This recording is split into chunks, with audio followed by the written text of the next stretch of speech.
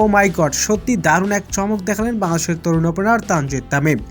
প্রথমবারের মতো বিশ্বখ্যাত ফ্র্যাঞ্চাইজি টুর্নামেন্টে পাকিস্তান সুপার লিগ পিএসএল খেলতে যাচ্ছেন তিনি, তাও আবার শক্তিশালী দল পেশোয়ার জালমিসের জার্সিতে।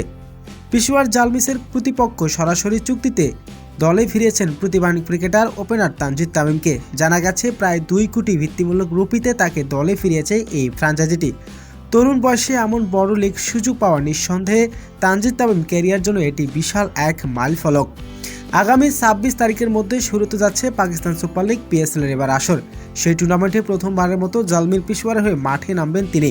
ইতিমধ্যে দলে যোগ দেওয়ার প্রস্তুতি নিয়ে ফেলেছেন তানজিদ তামিম। সবকিছু ঠিকঠাক থাকলে টুর্নামেন্টের শুরু থেকে একাদশে দেখা যাবে বলে ধারণা করছেন অনেকেই। বাংলাদেশের জাতীয় দলের হয়ে সীমিত সময় সুযোগ পেয়ে আত্মবিশ্বাসী ব্যাটিং এবং নজর কেড়েছেন তিনি। পাওয়ার প্লেতে দ্রুত রান তোলার ক্ষমতায় তাকে আলাদা করে তুলেছে। পিএসএল-এর মতো প্রতিযোগিতামূলক লিগে সুযোগ পাওয়া তানজিদ তামিমের জন্য গর্বের বিষয়।